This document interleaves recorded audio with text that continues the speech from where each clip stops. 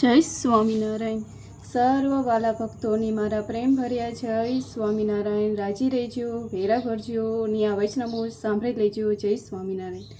સ્વામિનારાયણ હરિ. સંવત 1870ના પોષવદી પંચમીને દિવસે પાછલો પહોર દિવસ હતો. ત્યારે શ્રીજીમાં શ્રી ગઢરામ હતી.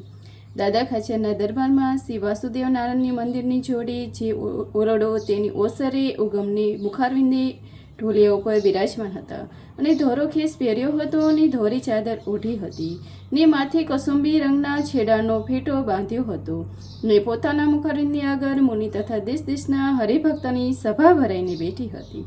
તે સમયે મુક્તાનંદ સ્વામીએ પ્રશ્ન પૂછ્યો છે, ભગવાનનો પ્રસન્ન કરવાનો સાધન અનંત પ્રકારના શાસ્ત્રમાં કહ્યા છે, પણ તે મધ્ય એવું એક સાધન કયું બળવાન છે જે સમગ્ર સાધન કરીએ જેવા ભગવાન પ્રસન્ન થાય તેવા એક સાધન કરીને ભગવાન રાજી થાય તેવો એક ઉપાય કહો. ત્યારે શ્રીજી મહારાજ બોલ્યા છે, એક જ સાધને કરીને ભગવાન રાજી થાય તે કહીએ તે સાંભળો છે. ભગવાન જે દઢ આશરો એ જ એક સર્વ સાધનમાં મોટું સાધન છે. તેને કરીને ભગવાન રાજી થાય છે ને તે આશરો અતિ દઢ જોઈએ, જેને વિશે કોઈ પોલ રહે નહીં. તે આશરામાં 3 ભેદ છે. એક મૂઢપણું કરીને ભગવાનનો આશ્રય થાય છે.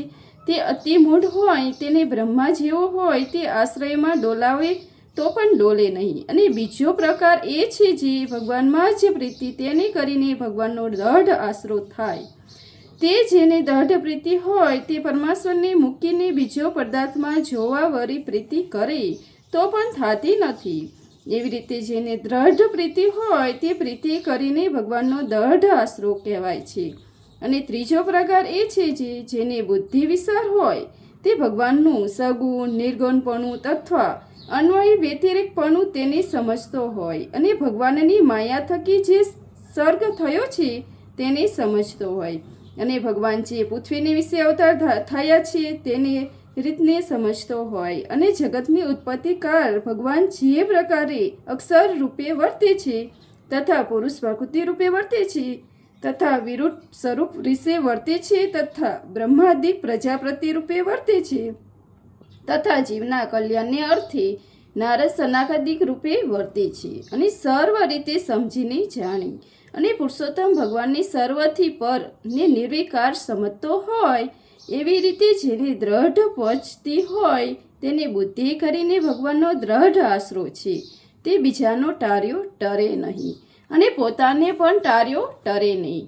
અને ભગવાનના મનુષ્ય દેહને ગ્રહણ કરીને સમર્થપણે અથવા અસમર્થપણે વર્તો હોય તો તેને દેખીને તેની બુદ્ધિને વિશે પ્રાપ્તિ થાય છે. એમ કહીને પછી શ્રીજી મહારાજ બોલ્યા છે, કહો તો તમને એક પ્રશ્ન પૂછશે. ત્યારે મુક્તાનંદ સ્વામીએ જે પૂછો મહારાજ પછી એમ પૂછ્યું છે, અમે કહ્યા જે 3 અંગ તેમાં તમારું કયું અંગ છે? અને એ 3 અંગ ભગવાનના ભક્તને મિશ્રિત હોય પણ તેમાં જે અંગ પ્રધાન હોય તેને તો અંગ કહેવાય. માટે મૂઢપણું પ્રીતિ તે સમજણ એ 3 અંગ તેમાં તમારું કયું અંગ? પછી મુક્તાનંદ સ્વામી તથા બ્રહ્માનંદ સ્વામી બોલ્યા છે, અમારે તો સમજણ અંગ છે. અને બીજા સાધુએ પણ જેને જે અંગ હતા તે કહ્યા. ઇતિ વૈષ્ણવ ગઢરા પ્રથમનું 33મું પૂરું થયું. સહેજાનંદ સ્વામી મહારાજની છે. આમાં તમારું કયું અંગ છે મુક્ત તે કોમેન્ટમાં જરૂર લખના. જય સ્વામિનારાયણ. લાઈક શેર और सब्सक्राइब कर देना. राजी रहिजो. Thank you.